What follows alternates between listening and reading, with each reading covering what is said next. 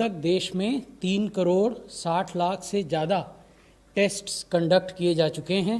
दूसरी बड़ी बात यह है कि जो रिकवर्ड पेशेंट्स हैं, मरीज हैं, उनकी संख्या 24 लाख से ज़्यादा हो गई है और वो आज की तिथि में जो एक्टिव केसेस हैं उनके 3 गुना से भी ज़्यादा हैं, लगभग 3.5 गुना है, 3.4 times of active cases. So recovered patients, that number is more than 3.4 times of the active number.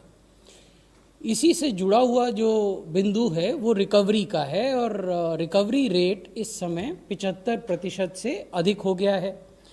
इसकी वजह से जो एक्टिव केस हैं वो कुल केसेस के मात्र 22% रह गए हैं।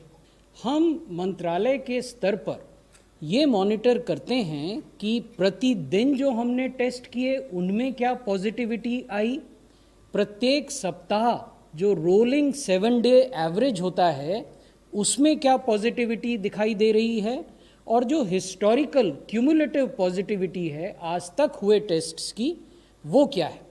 अब यहाँ इस ग्राफ में जो महत्वपूर्ण बात है वो ये है कि मैं आपको 13 अगस्त की ओर लिए चलता हूँ। 13 अगस्त का अगर आप बार देखें तो उस दिन तक 2 करोड़ 68 लाख टेस्ट देश भर में हुए थे और पॉजिटिविटी 8.93% थी।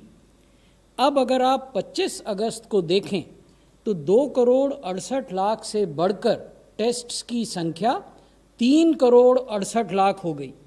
उसके बावजूद पॉजिटिविटी घटकर 8.60 हो गई।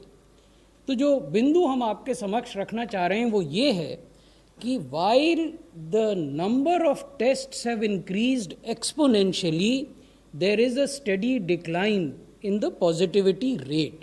तो अगर आप हिस्टोरिकल पॉजिटिविटी देखें तो वो 8.6 है, अगर आप 7 डे रोलिंग एवरेज में पॉजिटिविटी देखें तो वो 8% है। तो लगातार इसमें भी गिरावट आ रही है। So if you look at the 30th January, it was 10 tests per day. Then 15th of March, 1,000 tests per day.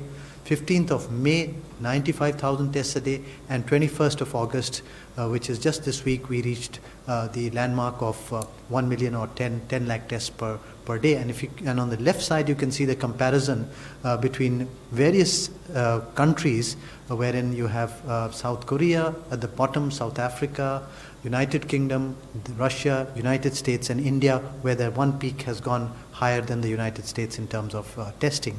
However, this is quite close to the numbers which are being tested in the United States of America. 3 vaccines इस समय भारत में कुछ थोड़ा आगे बढ़ सकी हैं और 3 और वैक्सीन्स हैं जो प्री क्लिनिकल स्टेज में हैंगी।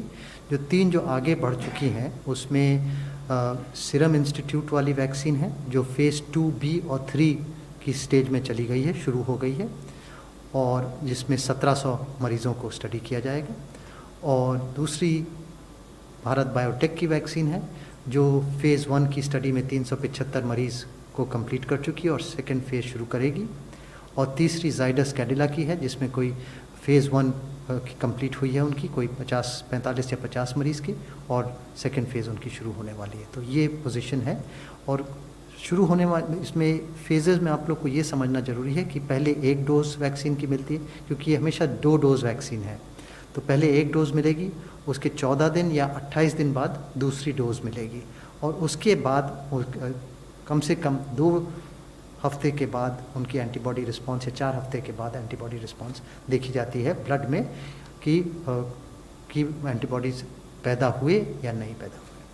The Russian vaccine, how do we stand there? Where do we stand? Have they placed any formal request with Indian government for its manufacturing here in India? As far as Sputnik 5 vaccine is concerned, both the countries are in communication. Some initial information has been shared, some detailed information is awaited.